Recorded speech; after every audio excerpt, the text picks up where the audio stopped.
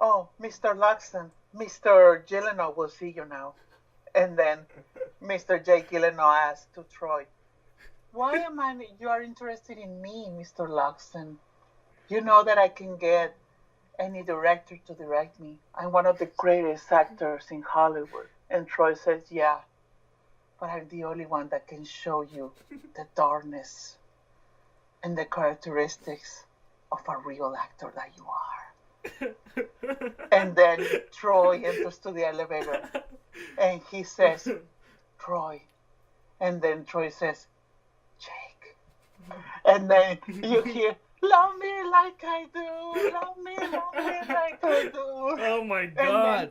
And then you saying Jake Gyllenhaal, like seeing different cameras and Troy is choosing the right one to rent. Oh, because they're gonna rent, they're not gonna buy it. And so then we see them filming, and then Jay says, show me everything. And then Troy shows them the script, and then Jake Gyllenhaal slaps Troy's ass with the script.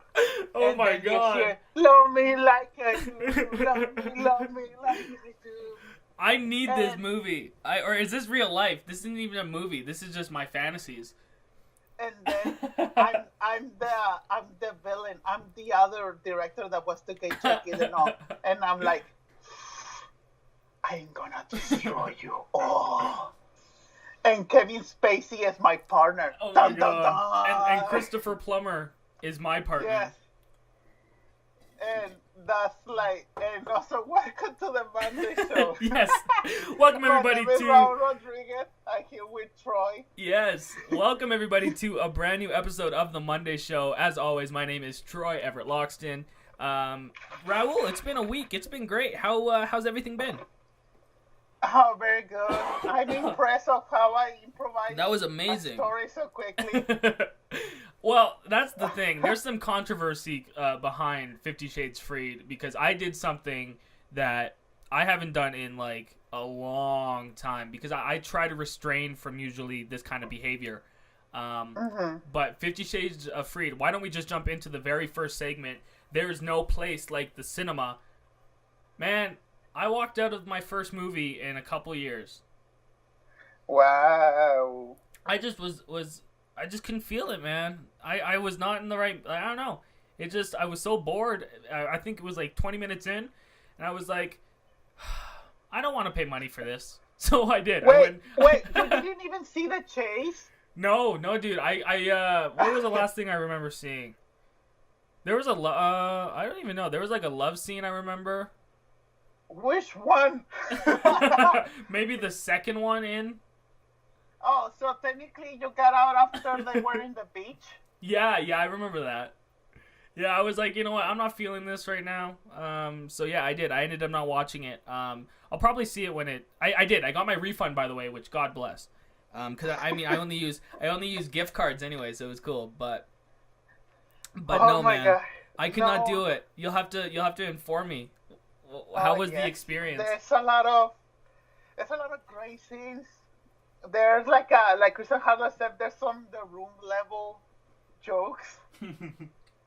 But yeah, these two, they're not sexy at all. Like, Tommy Wiseau has better viewing of sex as these two. Well, that's the thing. That's why I just couldn't do it anymore because it just was so, the movie, the best way to describe it from what I've seen, it's so stale. The movie is like incredibly stale. It's so boring. Nothing's happening. The acting is like, like it's really 50 Shades of Grey because the entire film is just not like it's black. Like that's what it reminded me so much. I was not a fan. I did like the first one though. The what? I did like the first 50 Shades when it came out, but yeah, this one did not have it for me. That's the only tolerable one. I did not reach climax. I'm sorry. Yeah, like that thing that I said at the beginning, I think it was sexier than the last two 50 Shades of Grey movie. Yeah. Well, like, I mean, like for example, I was saying this to the chat with my friends yesterday. Last night I was like, I would have done a much sexier adaptation of these novels. I would have cast Jensen Ackles for Supernatural Yes. as Kristen Grey, and the Yeah. girl Maggie from The Walking Dead. Oh, Lauren Cohen. Because she was in Supernatural in season 3. Oh, okay. And her and Jensen Ackles had a chemistry. They actually, they looked the part. That would be really cool. They were so hot, especially Larry Cohen with her British accent in season 3 of Supernatural. I was like, no. Like, everybody, even the guys, would have a vibrator of how sexy that movie I would have made it. Well, so why don't you get into that? So, from what you saw of the film, what did you feel? Story-wise, did anything really happen near the end of it, or, I don't know. It seemed like it was going nowhere. At first, we're going to our first segment. There's no place like the cinema, as always. And so we're going to talk about the 50 Shades of Freed, the final chapter of a trilogy that it ended. They didn't do like the Virgin or Hunger Games or Twilight that split the last book in half. I imagine a 50 Shades Freed, a 4-hour version, that would have been horrible. Yeah, right? I could not do that. Like I said, I couldn't even last 30 minutes. It was like I was, I could not do it. Yeah, so technically, there's not a lot of story, because that's the thing that bothered me throughout the whole 50 Shades of Grey movies. I remember when my girlfriend at the time, before we saw 50 Shades 1, she told me everything about the books. And so I'm like, the thing that was interesting for me more was the Kim Basinger character. Mm-hmm. Because she was the one that teach Grey everything that he knew, that he teach him how to be a dominator. And he was also submissive to Kim Basinger.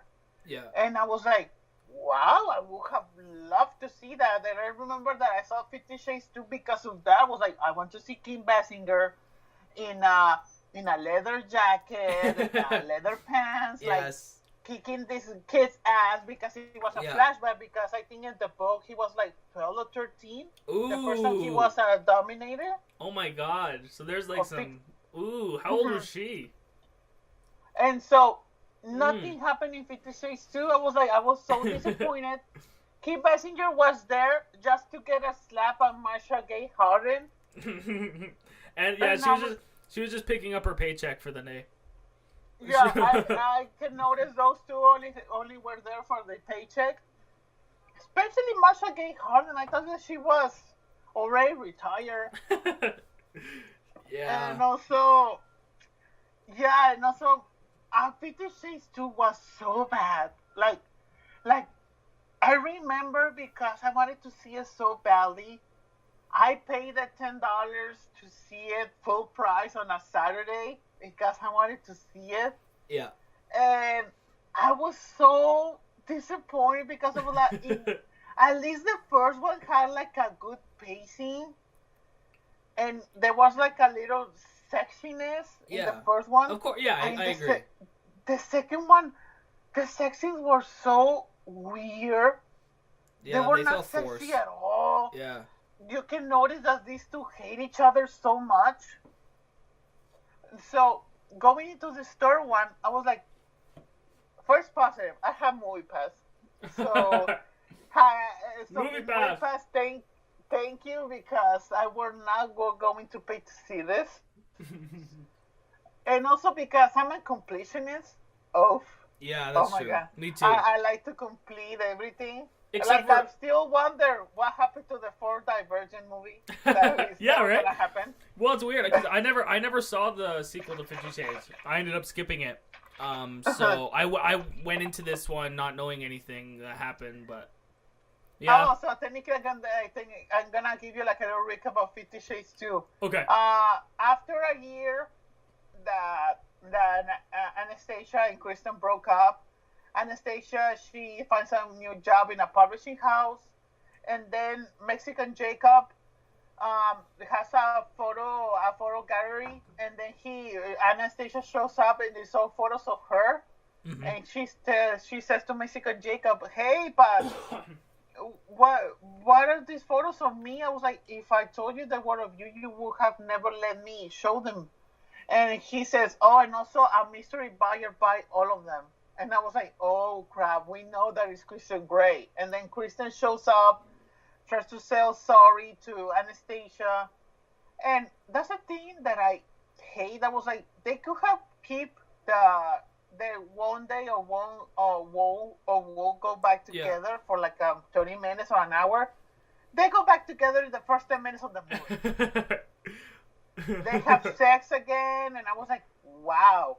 If I was directing this, I would have made the first hour Kristen Grey chasing her throughout the whole movie. Being like a creep, watching her behind walls.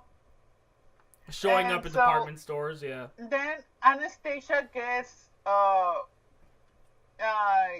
pursued by a girl that she looks like she was like this girl looks like a ghost technically, because she looks like very damaged.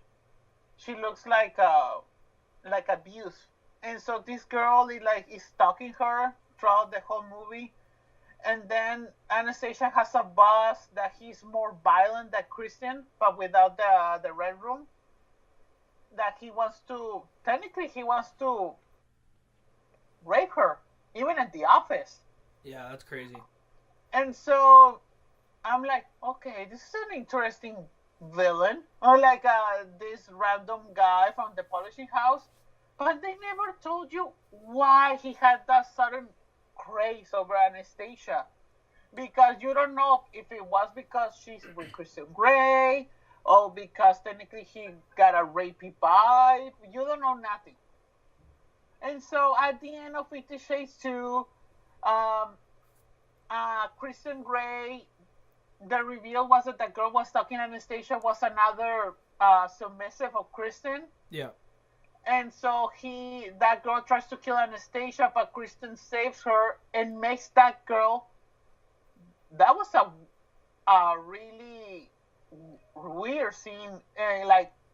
Touch her in the face, and that girl completely goes on the floor and kneeling before him like a king. Okay. And gives him the gun, and I was like, wow, they really treated this girl like a dog. Because that was so simple. Yeah.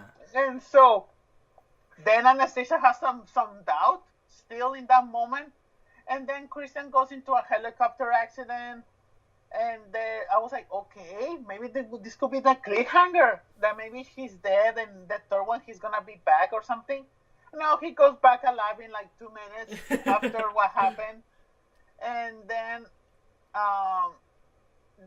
the boss got fired, and so the final thing into that Anastasia finally agrees to marry Kristen after all that happened. And that's how the third movie starts, right? That was their wedding. Yeah, the wedding starts. They go to their honeymoon. I think they go to Paris, Spain, Italy. I want to go there. And after you left, after the fishing day, the boss, Jack Healy, I forgot the name, Jack. Yeah. He goes into Kristen Grey into Grey Enterprises to sabotage the Enterprise, and he installs like a bomb in the CPU room, but he also hacked the room to know everything about Kristen. Okay. And so. Then Kristen hires some bodyguards for Anastasia and him when they go back to the city. And then there's some guy from Pretty Little Liars. He was Noel Khan, and he's one of the bodyguards. I was like, oh, I hope that the villain cuts his head off, because in Pretty Little Liars, the liars cut his head off in season 7. Oh, wow, okay. It was by accident. Don't imagine, because if I was directing Pretty Little Liars, they would have cut it off themselves. And so then Kristen leaves because something about he wanted to go to New York. Then Anastasia doesn't listen to him, and so she goes for drinks with her friend. Then she goes back to her apartment. Then Jack comes, wants to kill her. And then the bodyguard stabs the guy. He goes to jail.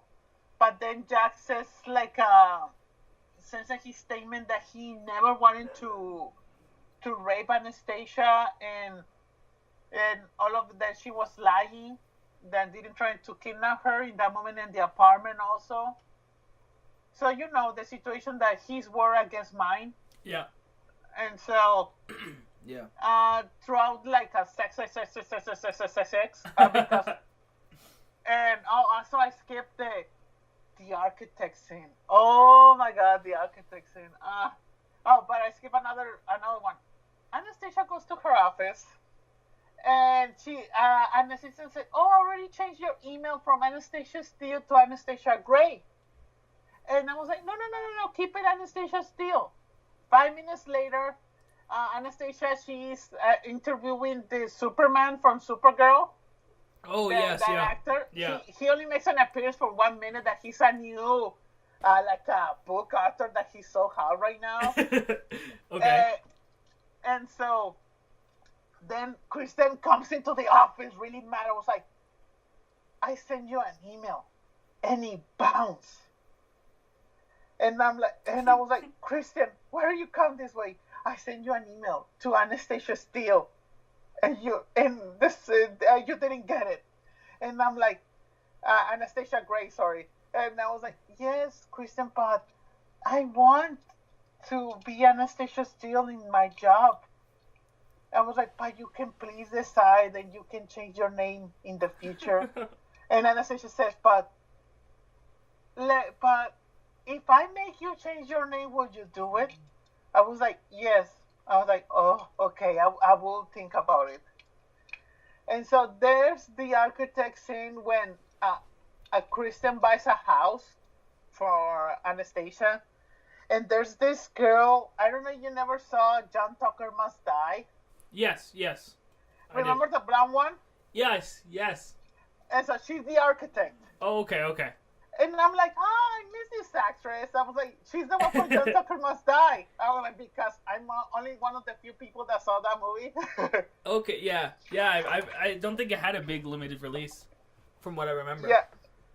And so, and then she's like, oh, Kristen, I can make you the most high-tech house ever. It could have all of these gays and all of these technology crap and blah blah blah, and she's touching Kristen very sexy, and Anastasia, I'm like, bitch, I'm right here.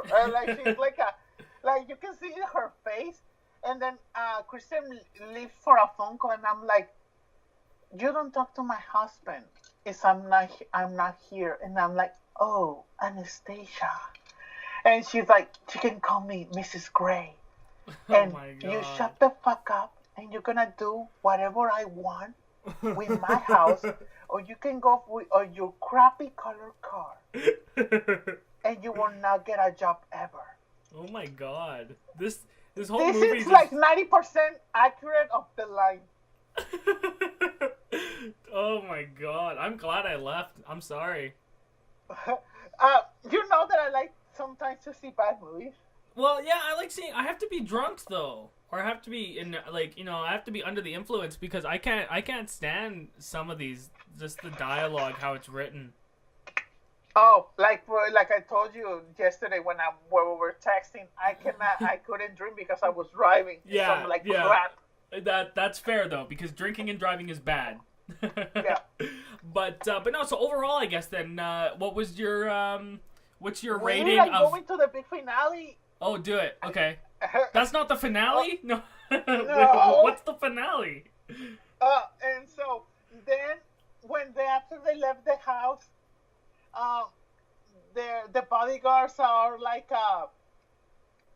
checking the car from afar, like giving them bodyguards, but they lose them because Anastasia is driving Kristen's car, and so they were like, oh my god, we're being chased, and there's a car that's chasing them, and so this is like a big chase, like Anastasia going like Fast and Furious between trailers and like 3 different cars changing from lanes, and I was like, oh my god, Vin Diesel had a moment to cameo in this scene. I was like, oh, that would be amazing. It's universal. they could have had a flashback that Vin Diesel was his driving teacher. Yes. When she was younger. I love it. And so, oh my god! And then, sex. I fell asleep. I woke up exactly when something happened. Oh, because also I forgot another setup. When the email thing happens, there's an assistant that says, "Oh," Anastasia said, "This is my office." I was like, "This is too big. I don't remember it like this." And she's like, "Oh, you received a promotion when you were in your honeymoon." Surprise! And she's like, "Oh, you bitch!" Like even that Murray said in Rock Cornet, like she's the most honest character in the whole movie. You can also like, "Oh, you had sex your way up in this company." Because technically, also this is the other thing from 50 Shades too. The publishing house where Anastasia is working, Kristen buys it. So that's what Anastasia, she's technically the boss of that publishing house. Yeah. And so this girl has the right to give that stupid duster to Anastasia because she has sex, no experience at all. Anastasia just got out from college, and she's not like the big chief editor of a publishing house. With that guy from Supergirl already having 200,000 copies in advance already sold out. Wow. I mean, at least that's a lot of money. Uh-huh. And so then, also right to the finale, I woke up exactly that Jack got out from jail and he kidnaps Kristen Gray's sister, Rita Ora. Oh, she's good. I like Rita Ora. She's great. Oh, something that I skipped. This is the most Twilight scene in the whole movie. Mexican Jacob, Rita Ora, the friend of Anastasia, and Kristen and Anastasia go to a mountain house. Okay. They're from the Grays. Yeah. And so this house looks so much as the house of the Collins in Twilight. I'm like, wow, now you can notice the whole complete Twilight rip-off in this one. Okay, and then Christian, he's playing the piano like Edward. But no. We need to make it different as Edward. No, he's also singing. We're hearing Jamie Dornan singing. Oh, is he good? Yeah, it was like, Oh. it was bad, but not that bad. Okay. Yeah. It's not Ryan Reynolds bad. So it's not Ryan Gosling bad. Oh, hey, Ryan Gosling is amazing. Shut up. No. I'm calling Christopher Plummer. Oh. No one makes fun of my boyfriend. Oh, I thought that your boyfriend was Jake Gyllenhaal. Well, they're both my boyfriend. No, I'm gonna call Jake and I'm gonna say him to leave you. You know, I would prefer Gosling over Gyllenhaal anyway, so if that happens, I won't be too sad.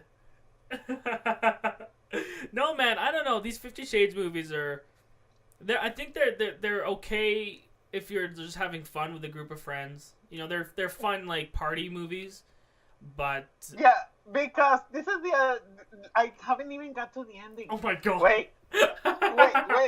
And so, something that I forget, Anastasia gets pregnant. Oh my goodness.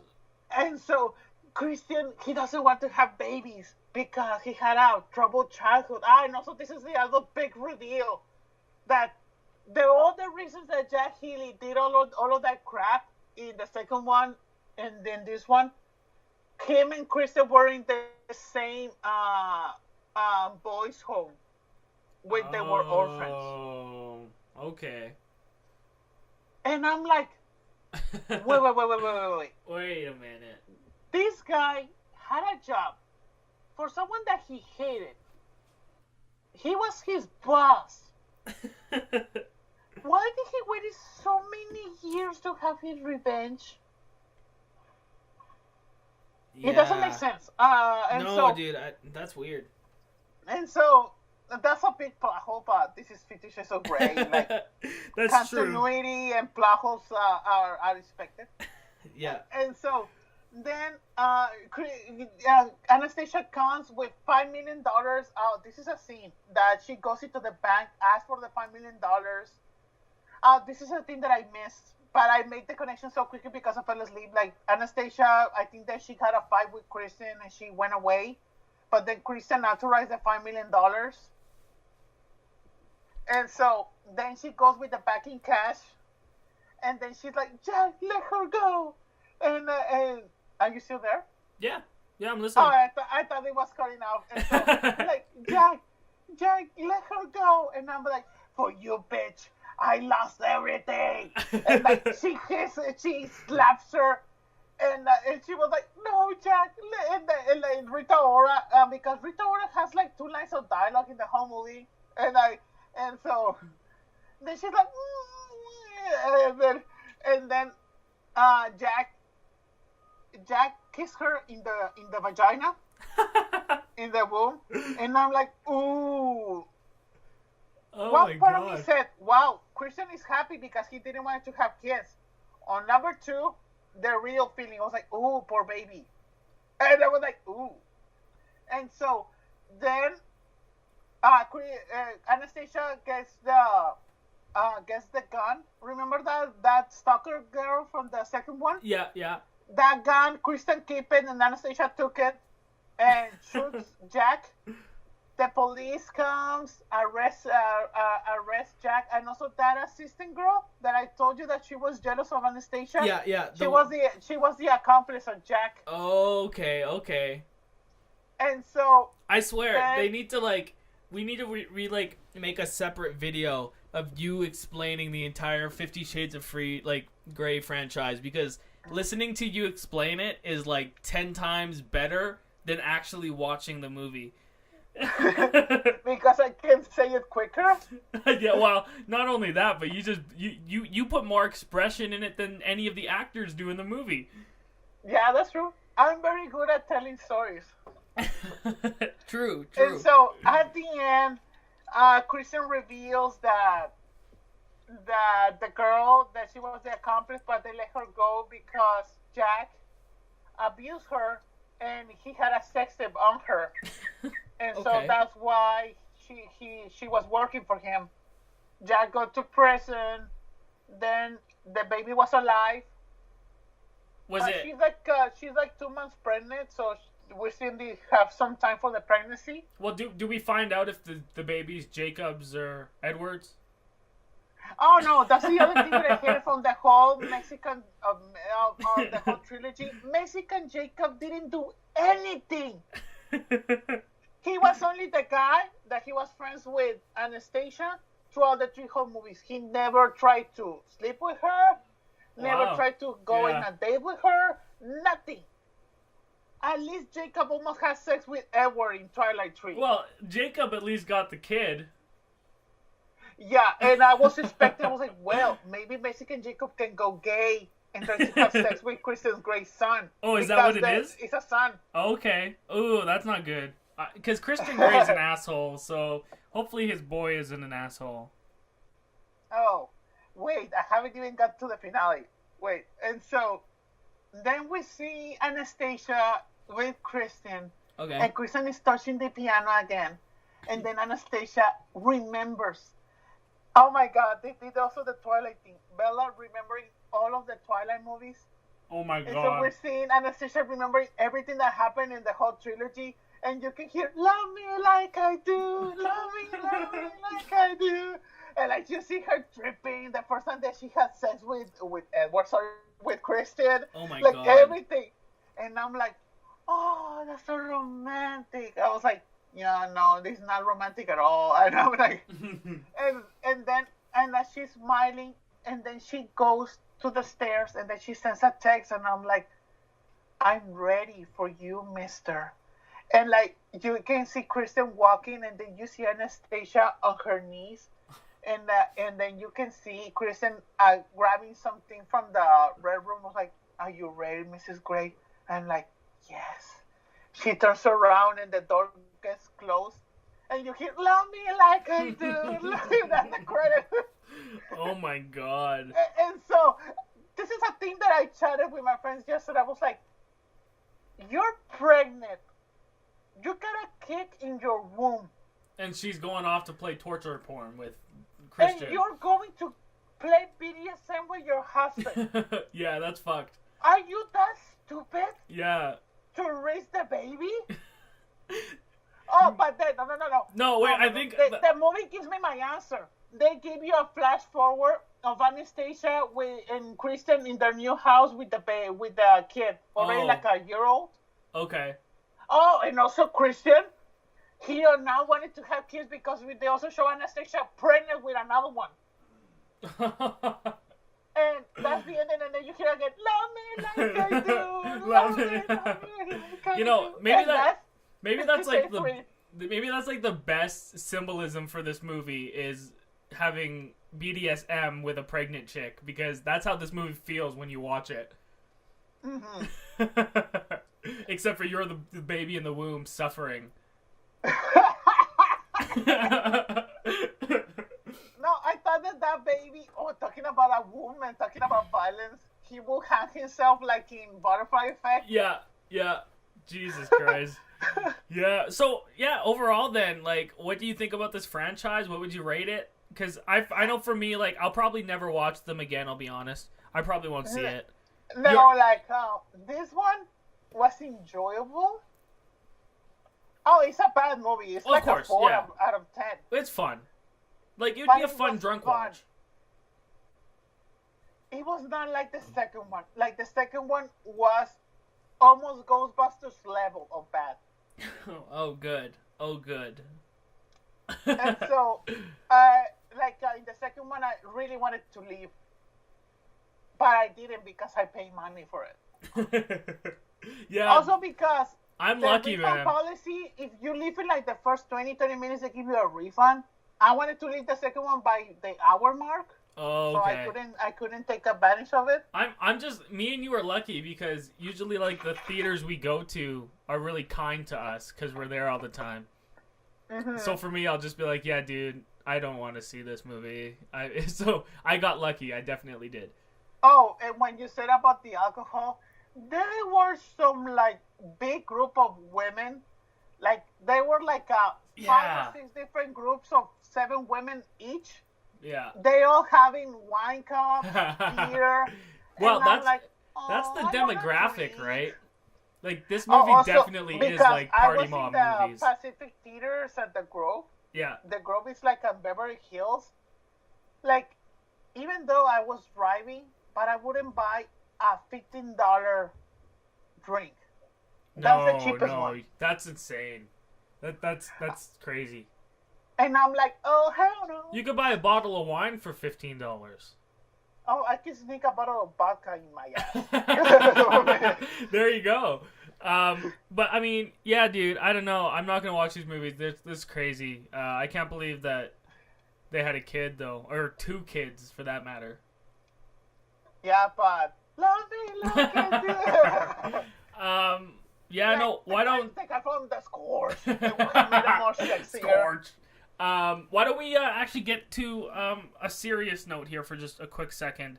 Yes. With the release of Peter Rabbit, and this is no joking matter, okay? I don't want to have any humor come out of this, but I think it's just extremely disrespectful of them to make fun of allergies and food allergies and have blatant jokes like that in the movie. Hashtag Peter Rabbit, hashtag Peter Bannet, because what the fuck is wrong with people, Raul? Did you see this morning? Yes. People are gonna try to ban this next movie because there was a joke about food allergies in it. That is insane. That's hilarious to me. That is so fucking funny. People are so sensitive right now.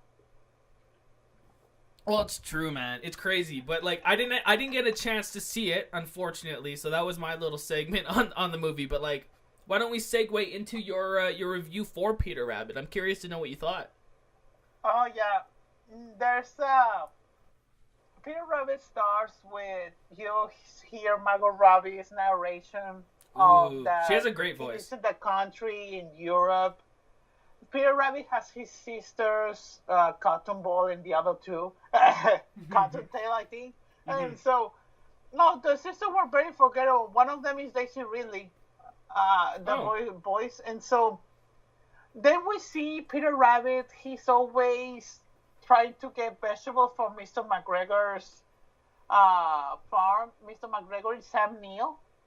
That's awesome. And so and I have a question about that scene because Sam Neill, he looks really fat. I don't know if it was good makeup or he gained the weight. Well, because that looked very authentic. And I mean, he was pretty skinny in Thor Ragnarok. And The Commuter. Yeah, that too. And so, and I was like, wow. And so we're seeing Mr. McGregor chasing Peter.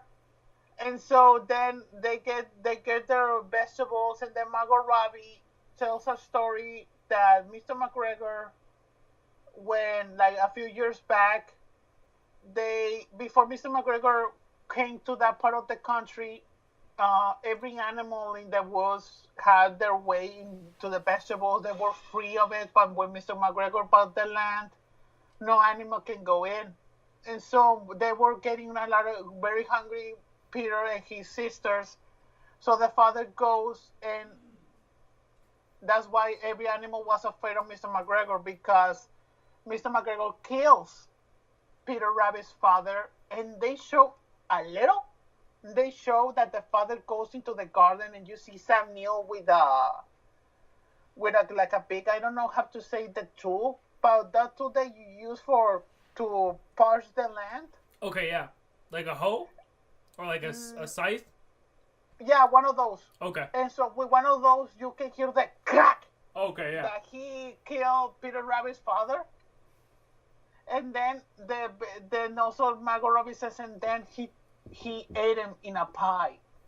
And I'm like, ooh, I'm liking the violence so far. I was like, and so then after Margot Robbie says that, Peter Rabbit goes back again to Mr. McGregor's.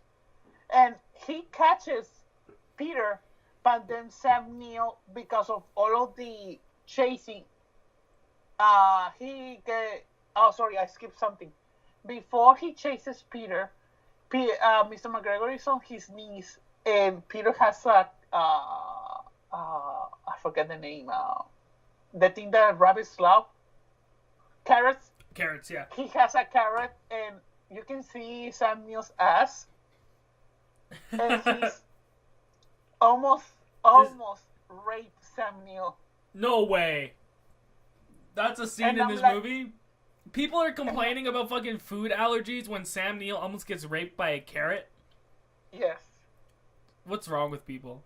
What is wrong with people? That no one made a "Don't Rape Sam Neill" ban. That's the hashtag for this episode of the Monday Show.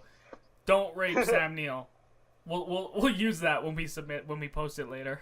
Oh my god! But then I hear the Sam Neill on Twitter. Yeah. We'll take him. Please do not rape Sam Neill. Please don't. Anyone listening? Sam Neill catches Peter Rabbit, and then Sam Neill has a heart attack, and so then Sam Neill dies. And Peter Rabbit says that he killed him. That sucks. And so then we go to London, and we see Donald Gleason as a manager in Harrods. You know that Harrods, that it's like a big Macy's, but in London. Yeah. Like a big toy store with clothing, etc. Yeah, kind of like Walmart's, right? Yeah. Well, it's like a fancy Walmart had sex with Macy's and Nordstrom. Okay. That makes sense. And so then you see that he's very clean, very organized. There's a scene that I was like, oh, like you can see her saying, I want my toilets to be so clean that I can drink from it. And you see him clean the toilet. He almost put in a straw in the toilet. And then you can hear her boss calling for him. I was like, oh my god, I didn't want to see Donald Gleason having water from a toilet. Well, that's what's funny to me. Like, I posted on Twitter earlier when you were talking about it. Like Domhnall Gleeson is like one of the best supporting actors. Like that kid's in everything. Like even going back to Harry Potter. Like I love that dude. Oh, my favorite movie of Domhnall Gleeson is About Time. Oh, dude, mine's Ex Machina. Nah, Ex About Time Machina is better. is so good. I like Ex Machina, but About Time made me cry so much. Is that the one with Rachel McAdams? Yes. That's like the boyfriend. Yeah, I want to see that. I haven't seen it yet. I remember wanting to though, or I have seen it and I forget it. But I do remember talking about Valentine's Day. We have to Yes. talk about the last on the show. We need to talk about our favorite romantic comedies and romantic films. Yeah, we'll do that near the end after we review it. That's great. I love that idea. And so then, the neighbor of Mr. McGregor's is Rose Byrne. I love Rose Byrne. She's a painter that she has really. Even Margot Robbie says in the narration, she paints bad. She's horrible at it. But the only good thing that she can do is painting the rabbits. And so then you can see the traditional animation of the original Peter Rabbit storybooks. Yeah, because I know it was like Peter Rabbit was like a British property, right? Like it was big back in the day or something. I'm impressed that didn't do the Peter Rabbit Paddington Cinematic Universe, talking about London properties. Exactly, yeah. That was a missed opportunity. The British Avengers. Oh my god. But it's all talking animals. About London. That'd be great. Peter Rabbit, The Witches, a Witches remake connected to the Paddington and the Peter Rabbit Cinematic Universe because it's also in London. Throw in Sherlock. Ooh. And the Doctor Who. Ooh. There we go. And also Misfits. Yeah. Yes. And throw in Ricky. The BBC Avengers. Yeah, and throw in Ricky Gervais as Nick Fury. I think that Ricky Gervais, he could be Coulson. Oh, okay, yes. Off at the middle. Yes, okay. All right, I like that. Wait. Oh, James Corden could be Coulson. Oh, okay, yeah. That's a good pick. I like James Corden, but that would be a cool scene. I agree. But yeah, no, Peter Rabbit. What? So do you think this movie is more for the kids then, or is there humor for like the family? I think there's humor for the family because for me that Sam Neill rape scene was disturbing but funny at the same please time. Don't rape Sam Neill. And the allergy scene, I was laughing my ass off. Well, that's the thing. That's just so silly. Because the traps that Hugs and Peter Rabbit do to destroy each other is very Home Alone. Oh, and okay, that's the cool. thing that I love. Yeah. Because I miss that PG violence so much. And I can see why people will get sensitive. But there was a lot of children in my screening. They were now like, oh my god, my children, they're going to get defiled by this, or blah, blah, blah. No, everybody was enjoying it. I was the only one laughing at the meta jokes. Well, and, sorry, like, now, was your theater packed? Like, I'm curious to... Like, half of it. Okay, cool, okay. So, like, a reasonable showing. I saw it in a matinee at 10 in the morning. Oh, wow, okay, cool. And still, there was people there, which is great. Yeah, like I saw last night, 50 Shades, it was 6 p.m., 5, and it was half full. Yeah, no, my 50 Shades was just all old ladies. That's all that were there. A Oh, couple weird, me and other guy were the only guys in that screen. I was like, I hope they don't see us creepy because we're two guys alone in a room full of women. Well, now, Peter Rabbit. Now, do you think this is a movie you should catch in theaters, or is it like a VOD? For you that you don't have Movie Pass, yeah. I think you can wait for more VOD. Okay, cool. Like it'll be on Netflix. I can watch it with my sisters. Yes, because for me, I would have paid money for it because I enjoy it. Mm-hmm. But I enjoy it even more because of Movie Pass. Well, exactly. When you don't have to put your own nickel into it, it definitely feels better. But it was funny. That's good. One of my favorite jokes, a meta joke, is when Peter destroys by accident the house of Rose Byrne. Okay. But Rose Byrne think that Hawks did it, and they almost like they had a. That's the other thing that I like in another Kiss movies recently. The romantic leads, they can never sell you the romanticness of it, Yeah. but these two had good chemistry in a Kiss film, Hawks and Rose Byrne, and so you can feel the pain that Peter Rabbit did. Yeah. And so that's why Peter goes to London. There's a great scene with a mouse. He says to the mouse, "Hey, we need to get to Harrods." I was like, "Okay," but then they showing them the whole things about London, and he was like, "Wait, why are you not taking us to Harrods?" I was like, "Wait, you're filming in London. We're not gonna show you the greatest things that London has to bring." And then Peter says, "Yeah, you're right. That was a meta joke." They show everything about London, and then at the end they go to Harrods. There's the other meta joke when Margot Robbie says, "Well, now that you see that Peter got Mr. McGregor, how he will get back to Rose Byrne?" And then says, "Well, we're not gonna fall into the cliche of how they're gonna get there so quickly without even knowing.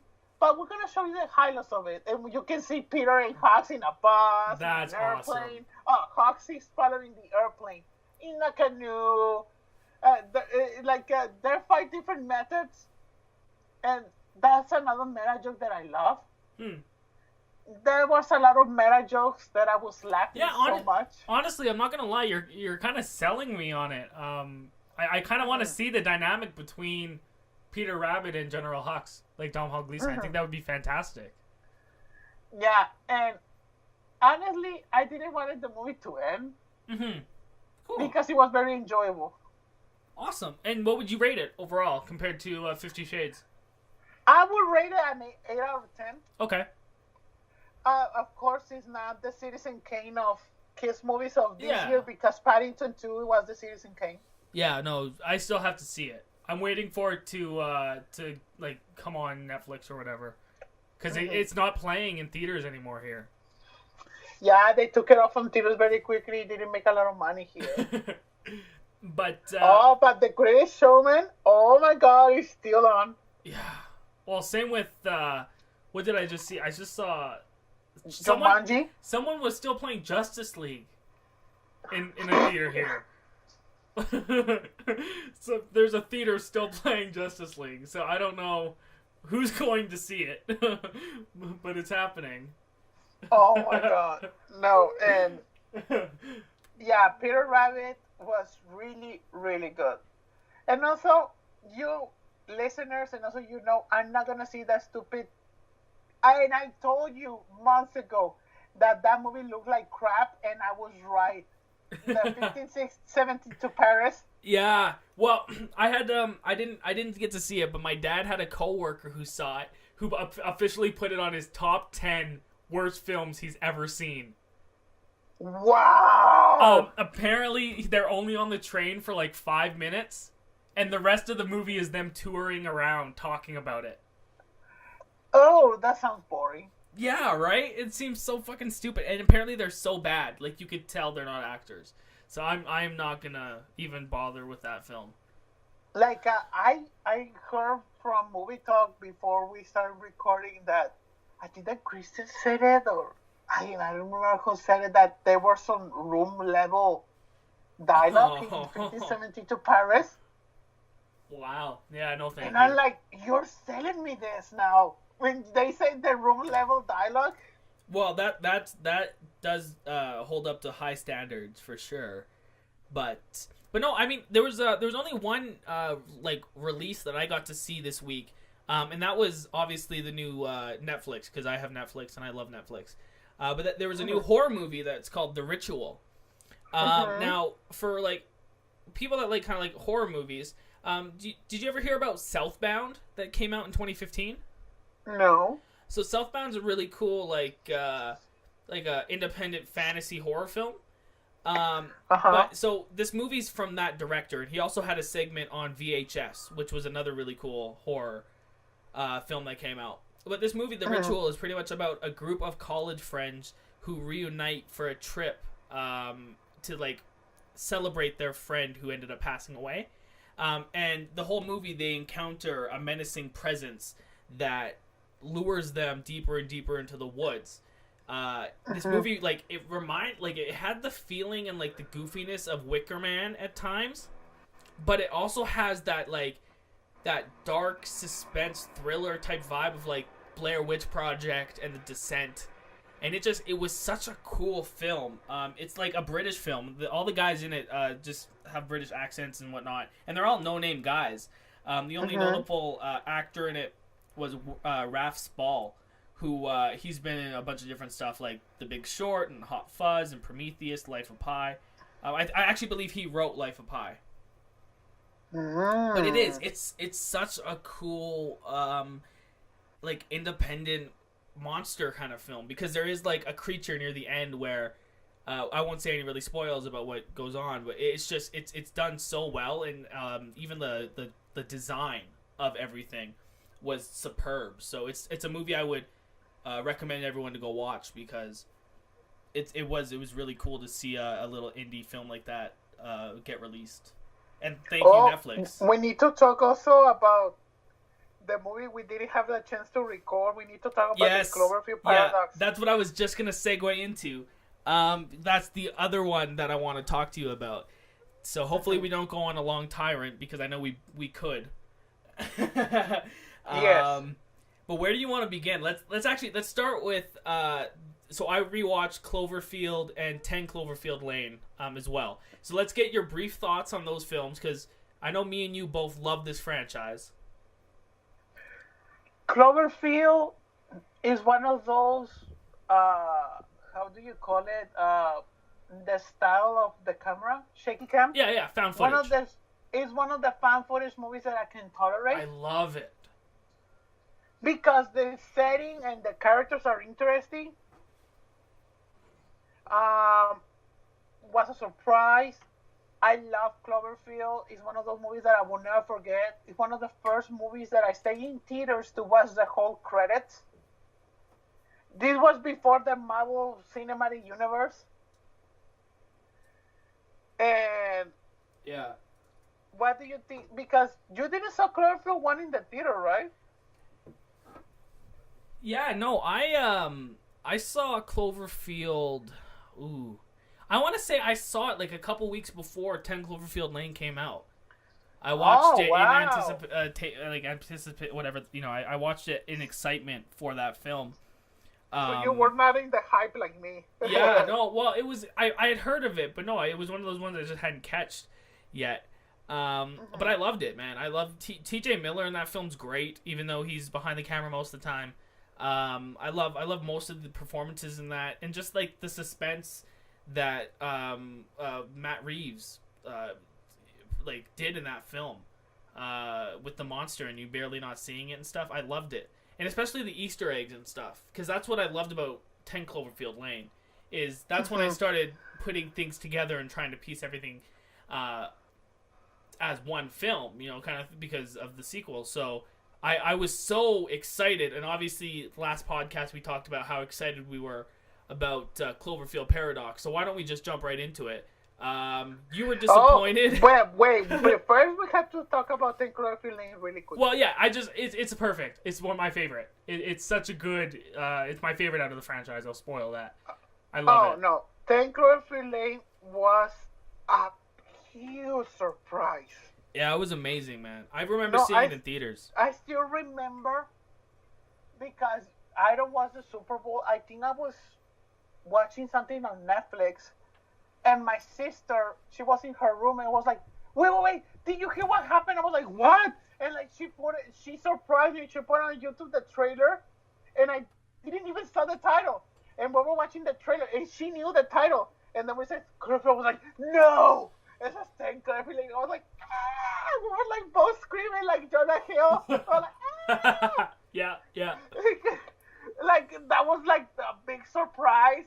And then when we started in the theater, since the first minute of seeing Mary Elizabeth Winstead, seeing her phone and driving, and that psycho type music, Alfred Hitchcock perspective, yeah, I was in love.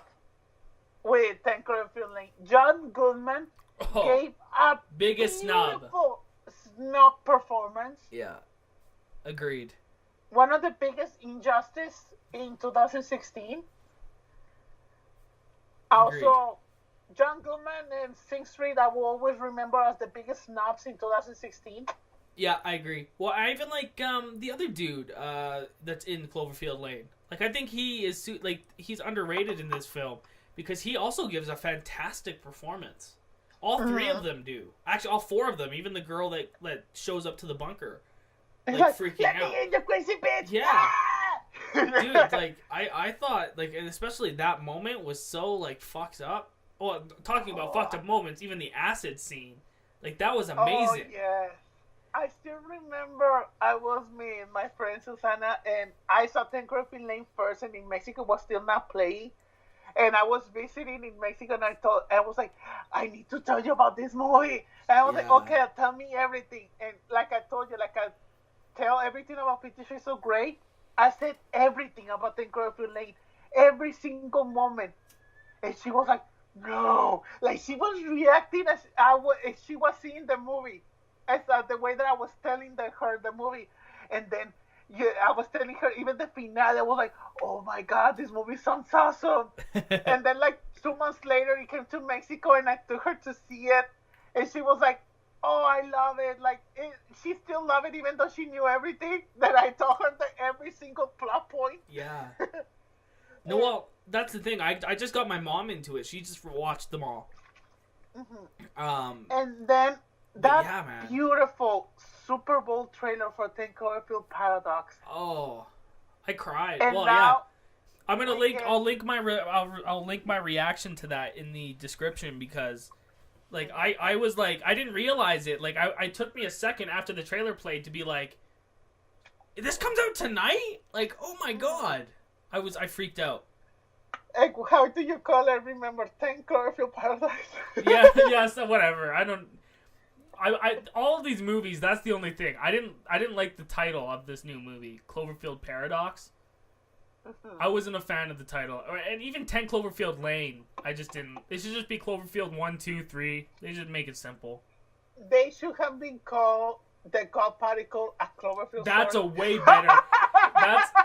I like The God Particle. That they should have kept that title. Yeah, I also like that title. Also, it who had called The God Particle a Cloverfield anthology story.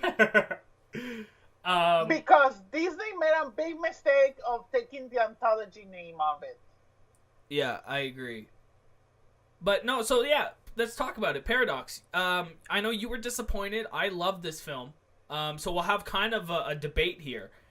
Yes, let's jump into it. So damn disappointed.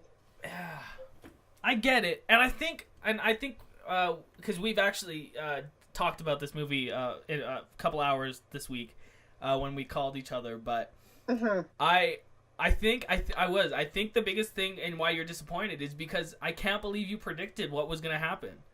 I predicted the whole thing. The whole thing. And there's a recording of it last week. Yeah, exactly.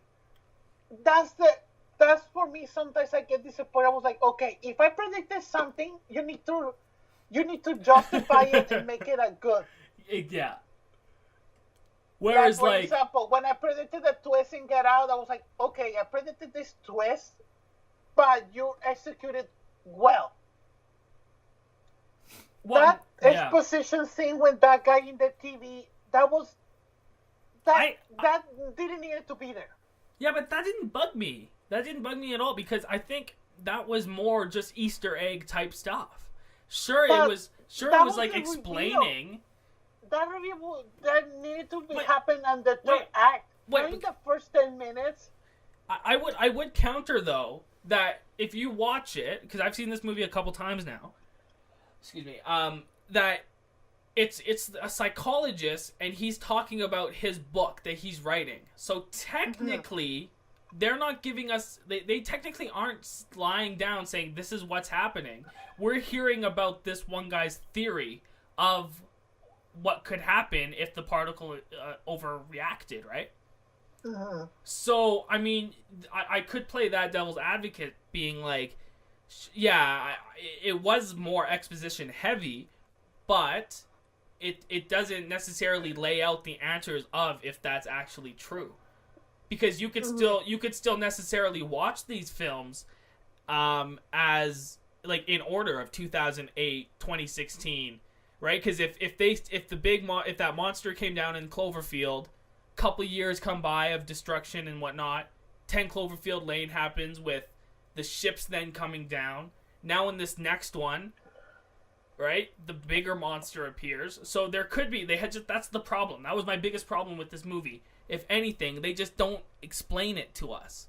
They give us they give us expositional hints, and they give us moments that we can try to piece together, but we still have no fucking idea what this franchise is, when it takes place. And the thing that bothered me most, remember that I said in my prediction, my prediction was that every single thing in Cloverfield and Cloverfield Lane were happening in two different sides of the country at the same time. Yes, and see, yes. And I was like, that's beautiful, because you can go for Cloverfield 4, an attack on China. You can go Cloverfield 5, an attack in Mexico. That would have been so much interesting film. That would be so amazing. And you like set it with those actors and stuff. Oh my goodness. And talking about a diverse cast, the thing that I pitch and I pitch in like very diversity friendly films. Yeah. And so, like, who wouldn't have loved Diego Luna, Gael Garcia Bernal, Benicio del Toro in a Cloverfield movie in Mexico? You just, oh my god, yes, hell yes. Directed by Guillermo del Toro, just to put a cherry on top. I need it. And then you can, Because Guillermo, he also likes to do small movies. That would be amazing. And it's a monster movie, oh my god, that's heaven. That would be, And also, that's the thing that bothered me with Cloverfield Paradox. Yeah. Technically, I saw it as a lazy term. A lot of people can see it as a good term. But the review that said that technically it caused a ripple effect in different dimensions and alternate realities in time at the same time, no matter what time it is. Yeah. That's a very lazy way to say we can do anything. Well, it is. I agree. But, like, I don't know. I didn't look in. That was weird when I watched this movie. I watched it just as a sci-fi film first. So that's what I did with Cloverfield. I think that's why, or 10 Cloverfield Lane, sorry. I think that's why I liked it so much, because I kind of watched it more as like a psychodrama, like of some girl being kidnapped, and then the Cloverfield stuff was just a cherry on top. So for me, because this is the thing that I'm gonna say. 10 Cloverfield Lane, everybody knew that this movie was an anthology movie. Everybody knew about this. And so that's why when you said everybody enjoyed 10 Cloverfield Lane as a psychological thriller, that's because I remember seeing 10 Cloverfield Lane, I was like, I'm loving this. And part of my brain said, wait, what is the Cloverfield connection? Yeah. And even in the finale, I was like, okay, and that's why there was no big Cloverfield connection, but I didn't mind it because the movie was perfect. Yeah. And see, and that's how I watched this new one. I watched it as just like a sci-fi film of these astronauts in space. And I thought it was like really bonkers and like weird and crazy and just like it was fun. Troy, my biggest complaint the thing that happened to me, like one of my other complaints is like I fell for the marketing stuff. Yes, and see that's the thing. The trailer says, "Find out why." Yeah, says and we're you gonna don't give you the answers. Yeah, you're totally 100% accurate, because the two things for me is the marketing, like. They market it as, hey guys, holy shit, a Cloverfield movie's coming out and it's going to explain everything. And instead, it just turned out to be, oh, okay, this is a fun, entertaining popcorn film that should have been released in theaters. That would have just made average money, like the movie last year that came out with Ryan Reynolds, Life. Like, that's what it reminded me of. So it would have been its own fun, contained movie, and that was my biggest complaint. Watching it home, sitting in my bed, like watching it on TV, like it was fine, but I was like, I wish I was in theaters right now, like surrounded by people interacting with that movie. Because could you imagine the scene, like when he's taking the worm out of his eye and stuff, like that, or that kind of stuff in theaters, like the reaction behind that, and especially finding that girl behind the wall, that would be such a cool reveal to have play out on the big screen, and I was just very disappointed that that wasn't the case. But I did like the movie. I thought it was fun. I liked the performances. The direction was great. There's some editing stuff in the new Cloverfield movie that blew me away. How it would cut to silence in space. That stuff was beautiful. And this was, I would almost say, this is the most beautiful Cloverfield movie. There's a couple shots in space that just visually look like Interstellar. Like they were beautiful. So I really enjoyed this movie a lot. I gave it I originally rated it a 7 out of 10, and after watching it a second time, I rated it an 8. So I really liked it. I'm gonna see the other things that bother me. Yeah. Go ahead. I'll shut up now. Cloverfield Lane cost like $6-7 million, and it made like 100, I think. Yeah, I Cloverfield, think that. Yeah. the original cost like 10 or 20 and made like 200. This one cost $40 million. Yeah. Which I mean, like, it's still not a lot. If the Cloverfield franchise rule from the first two is a small indie movie, why they made, because 40 million is not an indie budget. Yeah, but it's still not a lot. I would say like $40 million is a lot of money. I would say the only difference between this movie and 10 Cloverfield Lane is they spent the money on the effects of space. It still takes place in a confined area. All they would have to do is have one green screen set. So I don't know. To me, the money is about the same as an independent feature. They just had the excess from J.J. Abrams to make it look prettier. Because and the other thing that. But $40 million isn't terrible considering that, some movies are $150,000, $200,000 to make. And this is a thing that really saddened me, because after I finished the movie, I said this, and it hurt me. This movie deserves to be on Netflix, because I was disappointed, but I would have been angry if I saw this in theaters. Because I would have been more angrier. That's a good perspective, though. I understand that. Yeah, because I hate being negative. I really do. Like last week, I hated I didn't like Cloverfield Paradox. I hated the Han Solo trailer. Sometimes I cannot be 100% positive every time. No, you can't. And like I said, there's things you're not gonna like, and there's things that I didn't like. I walked out of 50 Shades. I didn't like it. So everyone is like that. But it's fascinating that we did. This is the one movie that we're split upon. Because especially because we love the franchise. Yeah, exactly. Yeah. This is now. That's my afraid. Talking about movies that we love, this is the Batman vs Superman of the Cloverfield franchise. I mean, okay, I guess I see that. I wouldn't say it's as goofy and as poorly made. No, I'm saying because of the critical and audience reception of it. Yes, that's fair then. That's a good point. It's the Last Jedi of the Star Wars franchise.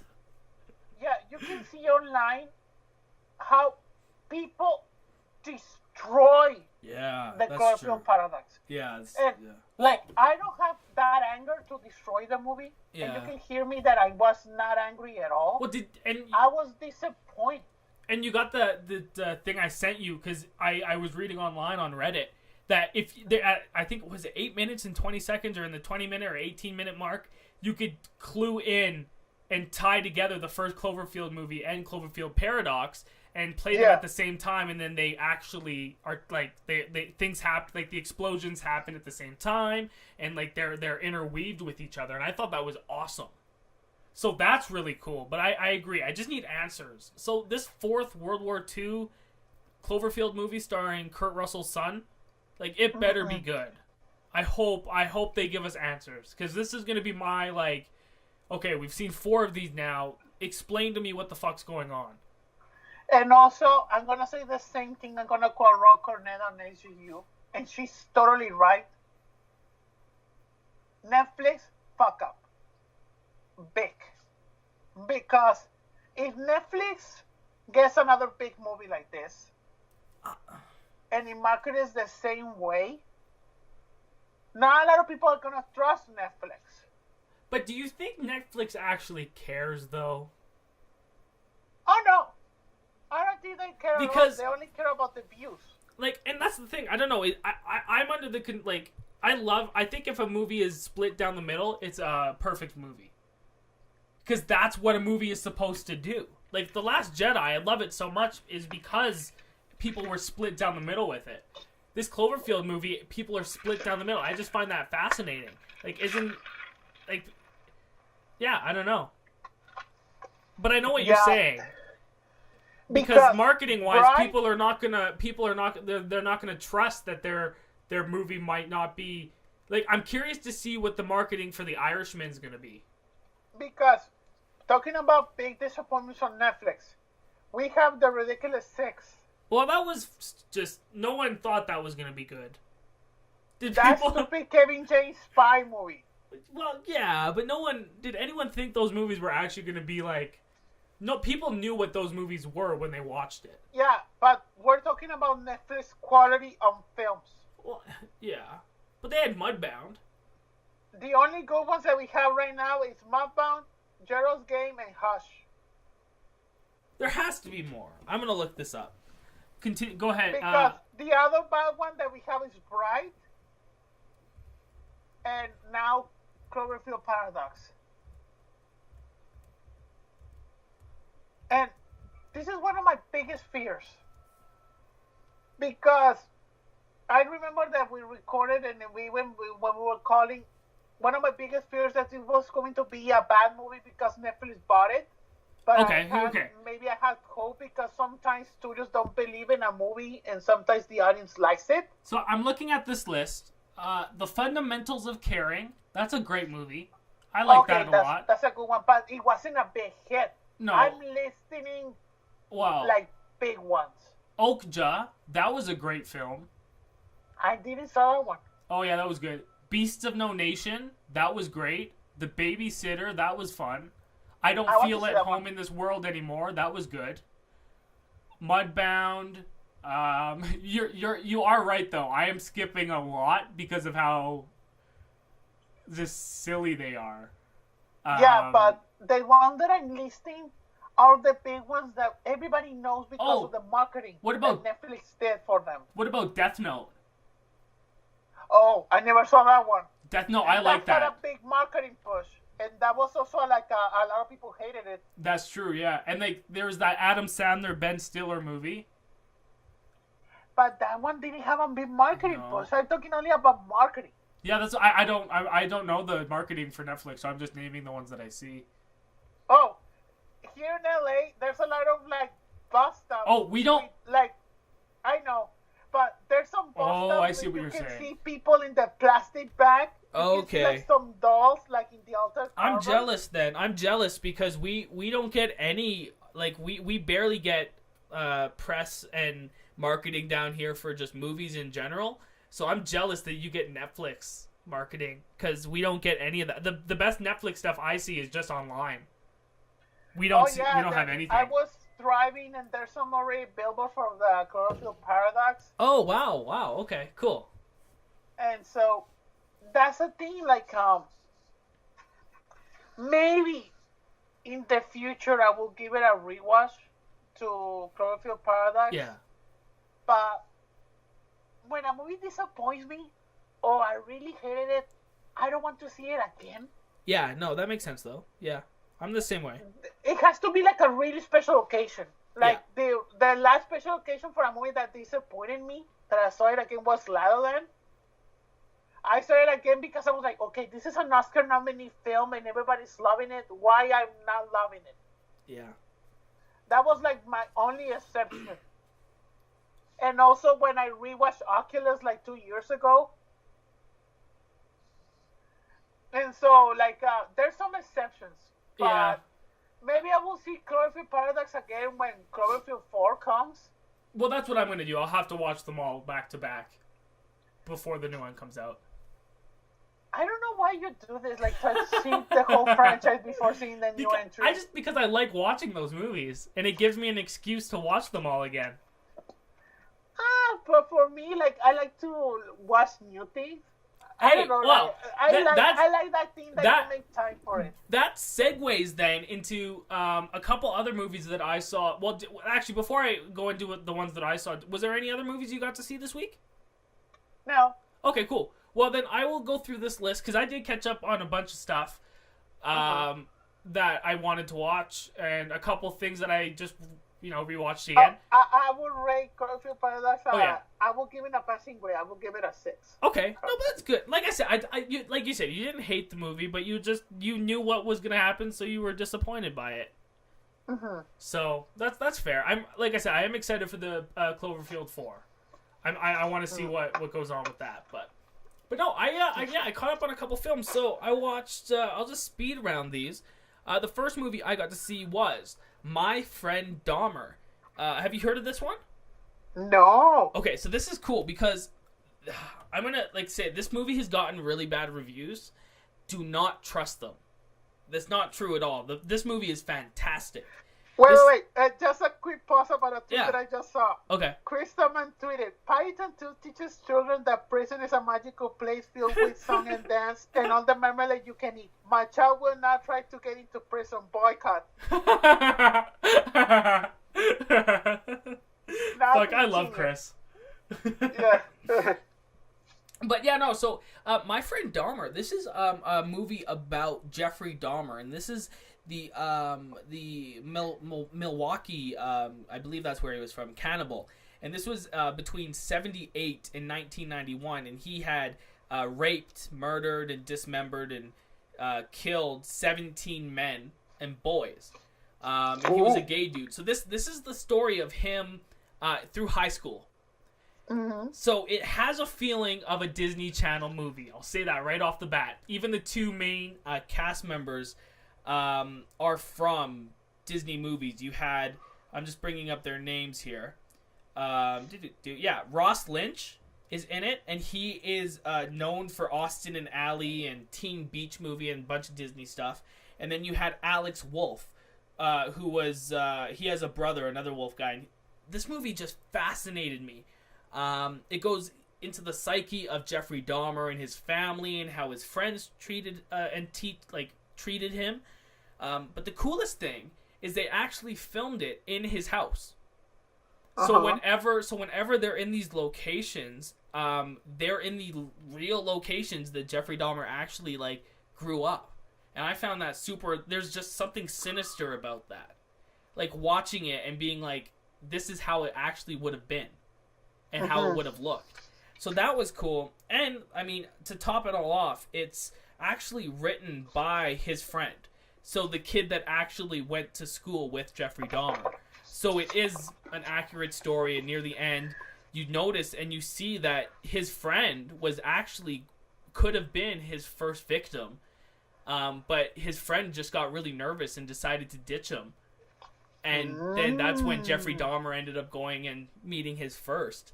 So it's just a very fascinating movie. I would recommend it if you're into the psychological aspects of people that can harm. Because obviously what they're doing is terrible, and it's crazy, but I found it so interesting to see how this kid grew up. And you can kind of start making connections, because at one point, especially, him and his friends go in and meet the vice principal, or the vice, the vice president of the States at the time. And the vice president asks, so Jeffrey, what do you want to do with your life? And he mentions, I want to be a biologist. because he obviously cuts up people and cuts up animals. And the president says, continue doing that. Follow your dreams. So there's moments in the film where, like, he's being told to start and continue to kill. And it's just super fascinating. So I gave that probably a 9. I love that movie so much. It was great. That sounds interesting. So I watched that. Another movie I ended up catching was the new Hellraiser movie. Now this was like... I had never even seen the first one. There's like 11 of what these. What is that one, like 9 or 10? No, yeah, this is like the 11th or 10th. and the last... They're giving Jason a run for his money. Well, that's the thing. It's funny because this is like the 5th straight to DVD Hellraiser movie that came out. So it's not, it's gonna be silly. This one was cool though because there was a cameo from Heather Langenkamp, who plays Nancy in A Nightmare on Elm Street. Ooh. So she had a cameo in it, which was cool. But this movie's just fucked up. It's a torture type movie with Pinhead. It was cool to see, but it is messed up. Lots of violence, nude women, blood. Some guy pukes paper and eats it. It's a messed up movie. It was good. I had a fun time watching it, but I wouldn't recommend anyone watch it. It's not for everyone. But it is. It's if you know the Hellraiser franchise, it was a fun installment. That's maybe one day I will do the Troy and maybe I will marathon all of this. Oh, you might. Yeah. Oh, I don't know if I could. These movies are hard to get through. Some of them are so stupid. They haven't gone to space yet, I don't think, from what I remember. So it has going for it. I need to see. Talking about getting into space, I have only seen the first Friday the 13th.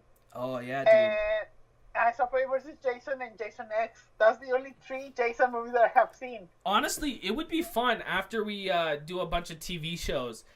We should do franchise reviews, and we'll watch all of the 80s horror movies. Oh, like Viviani, we decided to do? Yeah, we should do something like that. That would be fun. Oh my god, I love those guys so much in their podcast. Have you listened to them? Yes. Yeah, I do. I love it. I love their Lethal Weapon one they just came out. That was great. Yes. Like, I'm listening to the new episode. I think I'm on the half of it. Okay, yeah. Yeah, but on Freddy, I have only seen Freddy 1, the one when they're Dream Warriors, and New Nightmare. Yeah, Freddy vs. Jason. I haven't seen the other one. Those are like the 4 best. So the rest are just really silly. But no, so I watched. I have seen scenes. Of maybe because you're a horror expert more than me. In which Freddy is when Freddy shows a girl a pizza with all of the meat or their friends? Shit. They all the meatballs. Yeah, they all blend together for me. I'm gonna look it up. I was like, that's so fucked up, but silly at the same time. That was from. And I think that girl also turns into like a cockroach. That's from The Dream Master. That's number 4. Oh, okay. But yeah, no, the Hellraiser movies didn't get to that level of silliness, but with Freddy, and like all of them are alike. In which Freddy is when he's killing a kid that he thinks he's in a comic book. Oh. And then he kills him, and you can see him hand drawn getting ripped. Well, it's funny because even if you watch Nightmare on Elm Street 3, or is it 3 or 2? I think it's the second one. There's one that is so gay. Like, the whole movie is about a boy trying to come out being homosexual, but it's used as like Freddy, and like there's scenes with like the teenage boys wear no shirts in most of it, and it was made by a gay guy, and it's such a strange movie. I think it's the second one, but it is there's a weird installment I remember watching that. Yeah, I think there's even like a boys working out with no shirts on and stuff in it. It's weird. Whoa. I never knew that Freddy went that way. Yeah, I believe it was the second one, now that I'm remembering. But yeah, no, I watched, like I said, Hellraiser. The only other movies I caught up on, I ended up rewatching Horrible Bosses 1 and 2. Oh, 2 is so bad. I liked it. I thought both of these movies were I mean, okay, the second one was obvious, like not as funny as the first, because I really liked the first one. The 2 needed more Jennifer Aniston. Oh my god, right? She is unreal. I want a third one. I'd watch a third one. No, like, even though I love Rachel, but Jennifer Aniston in Horrible Bosses 1 is the Citizen Kane of Jennifer Aniston performances. Agreed. She's so good. And she's so, like, she's hot, but then she says the most vulgar things. Yes. It's so great. But no, I did. That's the, like, imagine that character in 50 Shades of Grey. Oh my god. Sign me up. I would love that. But not only that, though, like, even in the second one, I like Chris Pine. I forgot Chris Pine was in it, and he's, like, hilarious. Christoph Waltz has a great performance. Right in the second one. Yeah, I thought it was fun. All of them make a cameo. I will say this. Watching Kevin Spacey is hard for me now, because it's weird to watch. I definitely say, like, his sexual allegations and everything definitely have harnished it for me. It is more difficult to get through. But, no, I like these films a lot. I thought they were fun. Wait, but you have never seen them before? No. I saw. I didn't remember the second one watching it, but I saw the first one a couple times. I like them a lot. So I watched that. Another comedy I watched this is a movie I saw for the first time, actually. This next one. I watched, and Billy actually was just tweeting about it. One of our past guests. I watched Not Another Teen Movie. Until now, Troy, I saw that movie like 20 years ago. Dude, this movie's amazing. Oh, it's really funny. Dude, I was sitting there, and then all of a sudden when it turns in, like, I mean, throughout the movies, they make homages, right, to all the different movies. But when I was sitting there watching it for the first time, and it turned into The Breakfast Club, I could not stop laughing. I haven't laughed that hard in such a long time. Because you're sitting there like, wait a minute. Did these kids change costumes? Like, I'm like, wait a minute. These guys look like they're dressed like The Breakfast Club. And then I continue watching it. And then the scene changes and they're sitting in the desks. I'm like, wait a minute. This seems like, this is, what's going on? Like, I was so confused. I was watching and being like, is this, what? And then all of a sudden the principal comes in or whatever. And I'm like, what the fuck? Like, I loved it. One of the funniest movies I've seen in a long time. I would not forget Molly Ringwald. That too! Airport. Yeah, that too. There were so many good moments in this. And that meta joke that she makes. Yeah. Oh my god. Well, not only that, but like, even, like, let's talk, like, Captain America in this movie. Chris Evans is fantastic. For me, I know that everybody loves him in the Captain American trilogy, yeah, but for me, that's true. the perfect Chris Evans trilogy is Not Another American 10-ish movie and the two Fantastic Four movies. Yes, agreed. That's my Chris Evans trilogy. I don't care, Marvel Cinematic Universe fanboys. Hey, actually, Snowpiercer's really good too. I need to see that one. Oh, you've never seen it? About that one. That's one of the movies I own on Blu-ray. I loved it so much. Oh. But yeah, no, so, yeah, I watched that, and then the only other two movies I saw, I watched these again for I had seen them before. I watched Midnight Special, which was that Michael Shannon, Joel Edgerton movie. Oh, that's a good one. That's really good. I really like that movie a lot. Adam Driver's performance in that is fantastic. South by Southwest. Oh, wow. That would have been awesome to see. Mm-hmm. That's cool. So I watched that, and then I watched Duncan Jones' Moon. And I really like Moon. One. You haven't seen Moon? No. It's like it's like a 2001 ripoff meets The Martian. I heard that the new movie Mute is like a sequel for Moon. Yeah, it's like how Everybody Wants Some was a sequel to Dazed and Confused. Uh-huh. So it's like a spiritual sequel. I don't think I from what I've seen it wasn't an official sequel, but yeah, those are what I saw this week, man. I gotta say And though, now we need overall, to talk about. This is a thing that I wanted to talk for weeks, and I never told you. But I want to know, Troy, what are your favorite romantic films or romantic comedies?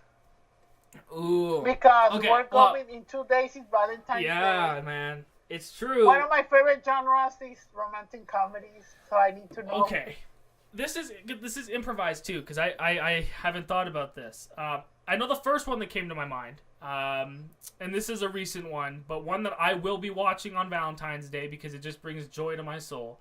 You're gonna say Deadpool? No, that's actually a good one though. I'm gonna watch La La Land.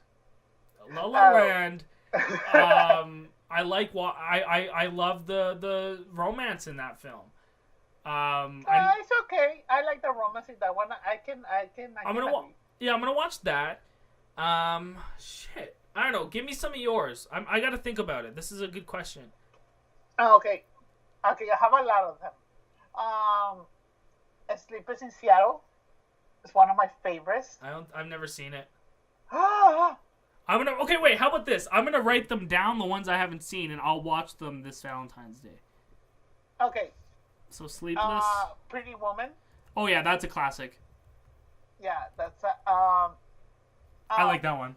2 Weeks Notice. Hugh Grant and Sandra Bullock are wonderful in that one. I've never seen that one either.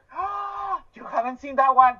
No, I watch more modern. Like I haven't watched a lot of older rom-coms. I've never even heard of 2 Weeks that. Notice is 10 years ago. I don't remember that. I was like a kid.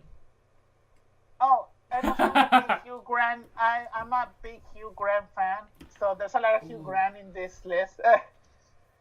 And so, yeah. Also another one. This is like top 5 romantic comedies. Like I think it's like number 2 or 3. Music and Lyrics with Hugh Grant and Drew Barrymore. Yeah, I've never even heard of that one either. Oh, Troy. This is like the Citizen Kane of Hugh Grant movies. Oh, okay, cool. Hugh Grant sings so good because he's an 80s pop star.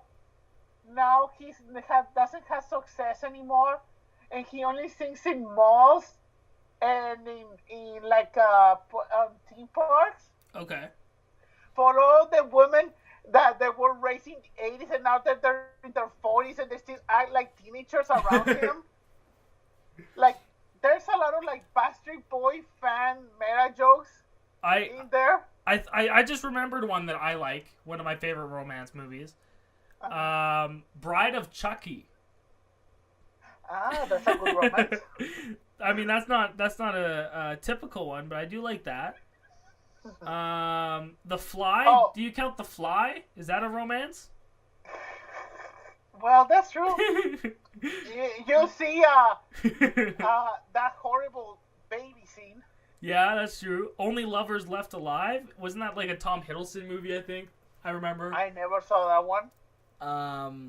Okay, now let's get more into rom-coms. I like what's it called?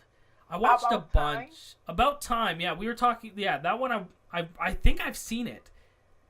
What's another one? No, but Modern. Music and Lyrics. I have the soundtrack of how good it is. That one with Hugh Grant. What's another of my favorite romantic comedies? Let's see. Bridget Jones. I like the whole trilogy.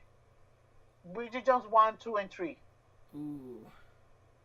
You can notice, like I said, there's a lot of Hugh Grant in this list. he's the Citizen Kane of romance actors. Yes. Dude, I'm looking through a list right now. There's so many I haven't seen. Oh, I like The Fault in Our Stars. That was a good one. Oh my God, I was going to say that. The Fault in Our Stars. That's a movie that broke my heart so much. That's a good one. So beautiful. Forgetting Sarah My Marshall. Girl. That's a good one. Which one? Forgetting Sarah Marshall. I like that movie. That's a good one. Friends with Benefits. I like that one a lot. Have you seen My Girl? No. Macaulay Culkin before he got come along famous. Yeah, no, I haven't seen that. I'll put it on my list.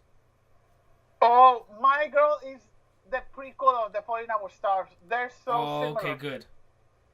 Of Oh course, shit! they're not similar, like 100%. They have like a really heavy drama scene, like in The Fault in Our Stars, that breaks you so much. You know what's one of my favorite rom-coms that I'm just thinking of?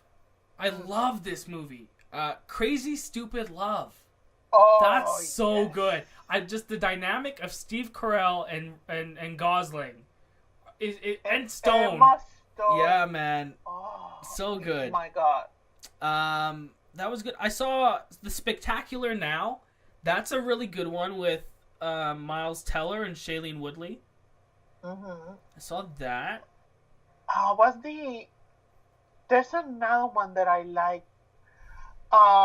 What If? I saw that. That was a good one. That has Zoe Kazan and Daniel Radcliffe in it. Oh, Something's Gotta Give. Diane Oh, Keaton and yeah. Jack Nicholson. That's a great rom-com. That's a classic. That's a classic one there.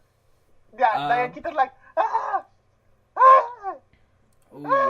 crying in the computer. That's a classic scene. You know, I'll say one that's a dumb one that I like watching. Do you know that Tom Hardy and Chris Pine one? This Means War? That's a fun, silly rom-com. Oh, talking about Reese Witherspoon, Legally Blonde 1. That's a romantic comedy. Yeah. Sweet Home Alabama. Oh, yeah. What about I Now Pronounce You Chuck and Larry? Oh my God. Hey, talking about Adam Sandler, The Wedding Singer. Oh, that's one of my favorites. That's a good, yeah.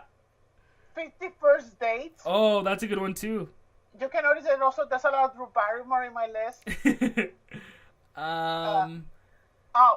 is a movie. I didn't mind No Strings Attached. That I hate, but a lot of my friends love. I don't know if you have seen it. This movie is called Something Borrow. No, I don't think so. I'm gonna give you the premise of how much I hated it because I felt related to the story. The girl that portrays Snow White in Once Upon a Time, she's in college, and she wants always to be with a guy. This guy, he's very smart. They're studying law in Harvard. Then they go into like a study date in a bar, but the Kate Hudson is her slutty friend, and she makes a move on the guy, and that's the beginning of the movie. That she never defended her guy, that the guy was her. From Jennifer Hudson. The movie picks up 10 years later that Jennifer Hudson's gonna marry the guy, but this girl makes a stupid move, and she has sex with the guy. And they're having sex in secret. And the best friend, that is John Krasinski, he's gonna be in A Quiet Place. Yeah, I like he's that. The guy telling her, hey, you're technically now the lover, the slut in this whole situation. And he's trying to get her out of it. And her gets rid of that guy. And that movie's so complicated. It's one of the movies that I hate the most. I think you need to put it as a priority because I want to have like a 30-minute discussion of this movie, how much I hated it. Like, I even showed it to my girlfriend at the time. I bought the Blu-ray because she wanted to know how much I hated this movie, and she loved it. And I was like, no, you need to hate it as much as I do. Even my mom loves it. Like, this movie, even when I saw it on FX, when I'm in the gym sometimes, I was like, oh my God, I hate this movie so much. That's funny. Because I'm the friend. Yeah. Well, you know what?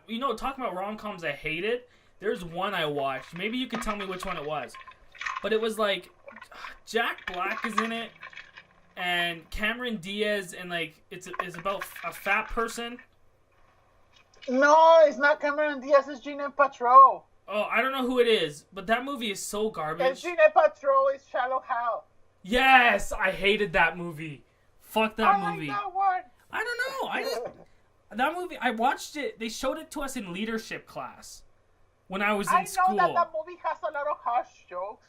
and I can compare because I'm a fat person. Well, and no, I was a fat person. that's the thing. I watched it when I was like fat, like really, really fat, and I was like, this movie. I just didn't like. I don't like those guys, the directors. They're too. Like I like Dumb and Dumber, and I like there was some of them that I liked, but yeah, no, they're too silly for me. Oh, there's too childish. Talking about the same directors. Yeah. That's a good one. That's a good one. I agree. But yeah, no. Other than those, I don't know. I don't think I have. I mean, Warm Bodies. That's another one I didn't mind. Oh yeah, that's a romantic comedy. But yeah, that's my list.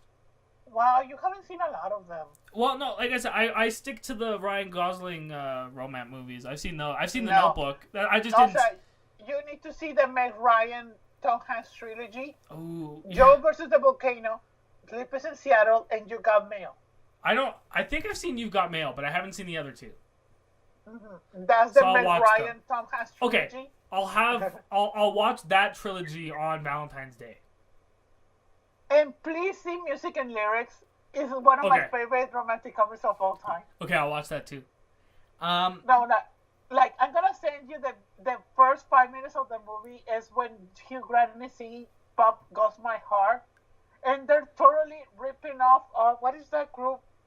The guy that sings "Careless Whisper," but they were in another group before that.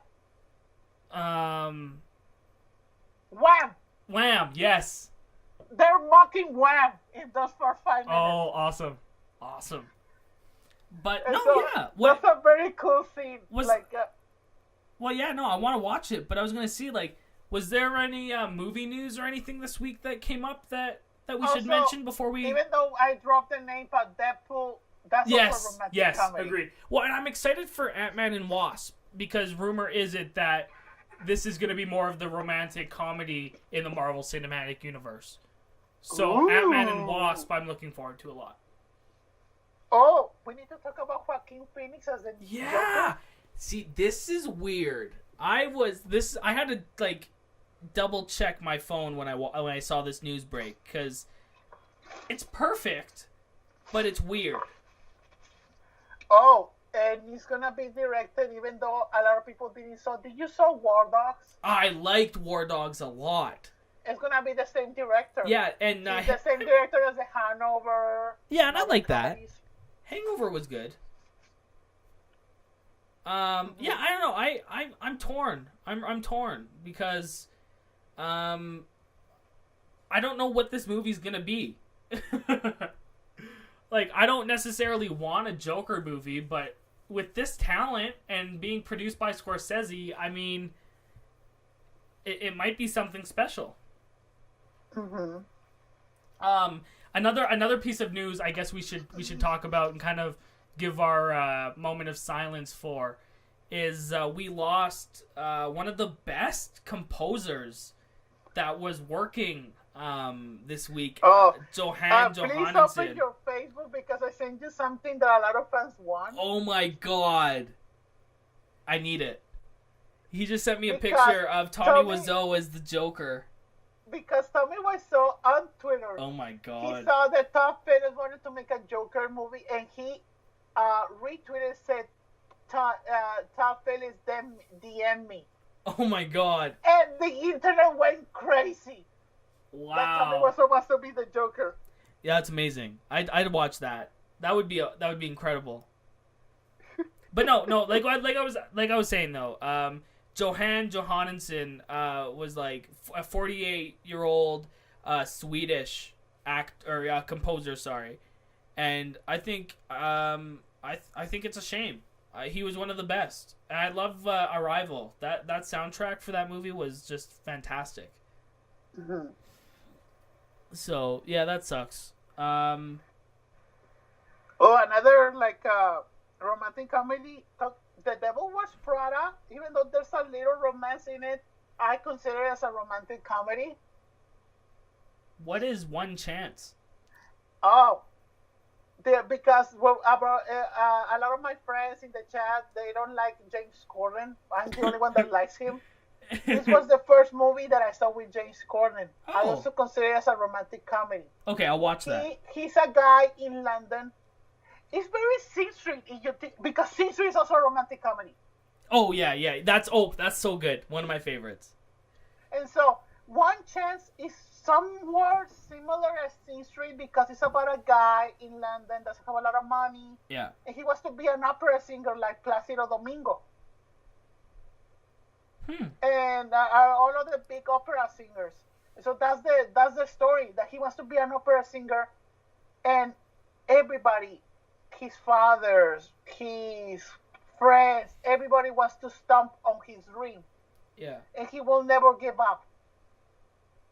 Huh. And so that's another movie that I think not a lot of people watch. Yeah, I've never, like I said, I never had heard of it.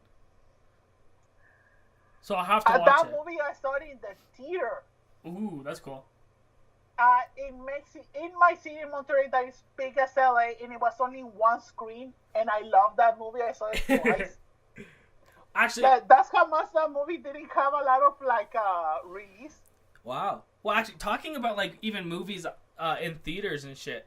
Like, you know what movie I saw a lot of hate towards this online, but I love it. The rumor that Michael Bay is going to be directing Lobo. This is so bizarre and bonkers. I think it's going to be awesome to see Michael Bay do a DC movie. Mm-hmm. What do you feel? Do you want to see it? Like, I saw a lot of hate towards it, but I think if he did something like, what was that other movie he just did? 13 hours. Yeah. That movie was fine. So if I didn't saw it because you know that I don't like war movies. So yeah, I don't know. Yeah, no, that's fine. Even like The Rock. Like, The Rock is such a good prison. Like, I think he could do really well with a DC property. The only Michael Bay that I have like recently is Pain and Gain. Yeah, and see, that movie was good too. I don't know, like the DCU, they don't know what to do anymore. Well, they just came out. Steve Weinstein over at Collider came out with a report this morning, talking about how the dudes that did that did Game Night, Mm-hmm.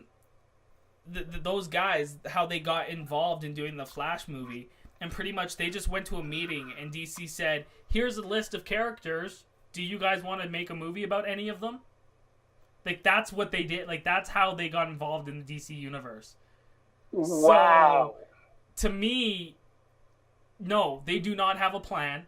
Now they are just making whatever movies they can now. They're not going to have it. I think the universe is dead. Oh yeah. I think it's officially over now, which is awesome.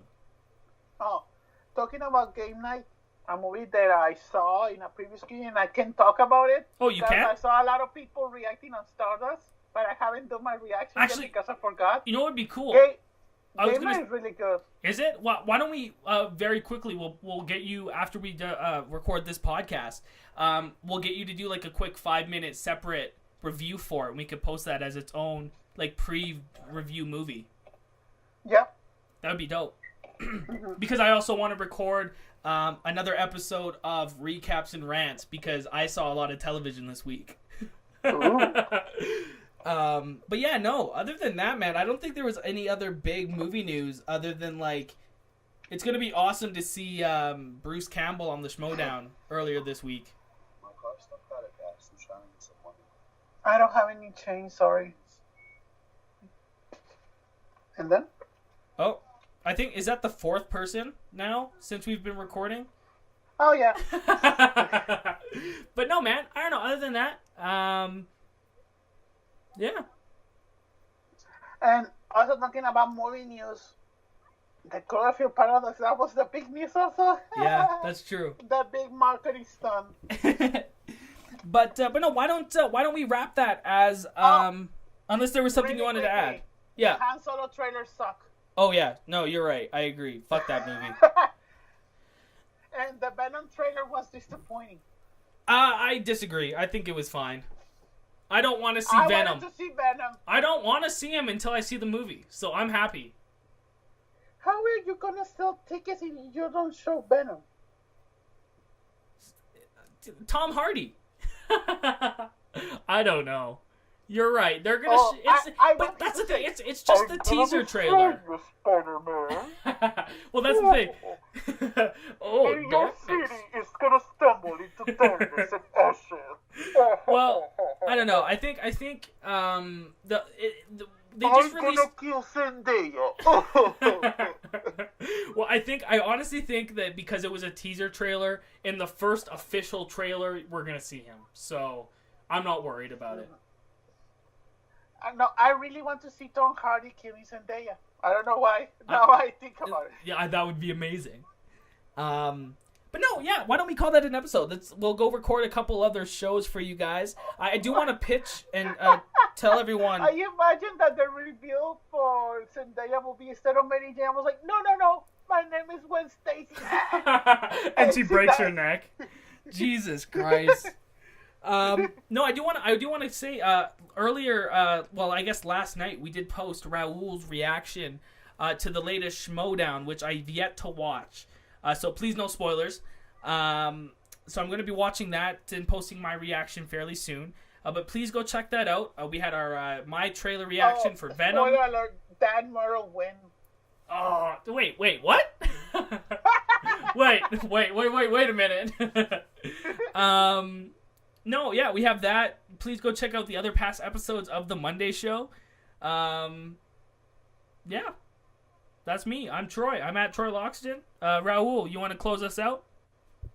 Oh, yes. If you want to bully me with coffee with blueberries, I'm very sensitive to the pickle juice. That sent me to the hospital. This is a real story. Oh, really? They sent me to a hospital 7 years ago. Oh, wow. 10 years ago, yeah. And so if you want to try to kill me, that's the pickle juice. Well, now they know your weakness. Oh, I have another one, but I will not say. Okay, we'll be hush. And yeah, you can follow me at Roberto DC. You can follow Troy at Troy Laxer on Instagram, Twitter. Oh, and please go and have sex. Love me like I do. Love me like I do. Also, stay tuned because we're gonna be posting, like I said, our review of Raul's review of Game Night and a brand new 4th episode of Recaps and Rants where we're gonna talk about a bunch of television. Peace out, motherfuckers. Love me like I do.